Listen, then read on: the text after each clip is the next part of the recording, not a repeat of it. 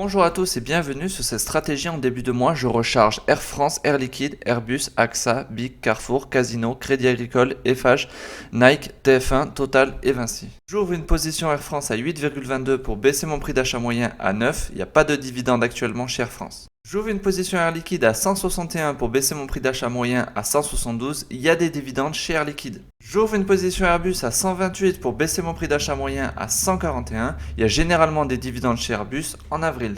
J'ouvre une position AXA à 30,50. Le dividende est généralement donné en mai. J'ouvre une position BIC à 55 pour baisser mon prix d'achat moyen à 61. Le dividende est donné 2 fois par an, en juin et en septembre, et il est à environ de 8% par an. J'ouvre une position Crédit Agricole à 12,7. Le dividende est généralement donné en mai et il est d'environ 8%.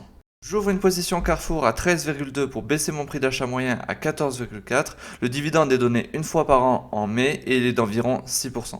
J'ouvre 5 positions Casino à 3,5 pour baisser mon prix d'achat moyen à 8,5 pour lui donner une chance de revenir en positif un jour. Bref, il n'y a pas de dividende actuellement chez Casino. J'ouvre une position Eiffage à 86, le dividende est généralement donné en mai, il est d'environ 5% et Eiffage redistribue environ 35% de son résultat net. J'ouvre une position Nike à 75 pour baisser mon prix d'achat moyen à 89. Nike reverse un dividende en janvier, avril, juillet, octobre qui est environ de 2% par an et il reverse environ 40% de son résultat net. J'ouvre une position TF1 à 7,3, le dividende est généralement donné en avril et il est d'environ 7%.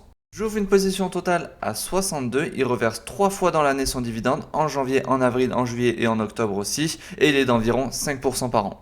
J'ouvre une position Vinci à 98 pour baisser mon prix d'achat moyen à 104. Vinci reverse des dividendes 2 fois par an, en avril et en novembre, pour un résultat total d'environ 4% par an, et il reverse 50% de leur résultat net. Petit bilan Excel de la stratégie test, je vous mets dans la description si vous voulez la retrouver. Alors en bleu, c'est là où j'ai acheté une ou plusieurs positions. Là, c'est le nombre de positions que je détiens sur cette entreprise. Le prix d'achat moyen, la valeur à l'instant T du cours actuellement, ce que j'ai gagné et perdu ici, et le cumulé à droite quand je ne l'ai pas fait à gauche pour le nombre de positions. Ça dépend des fois. Le nombre de positions allouées à cette stratégie, c'est 54, donc ça commence à demander quand même pas mal de liquidité. Là, si je fermais tout, je prendrais moins 9,62% des 54 positions.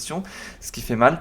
Je verrai si je la passe en réel, la rentabilité future. En tout cas, les résultats des dividendes, je le mettrai en fin d'année. Donc là, c'est les dividendes qui ont proc ce mois-ci. Et voilà.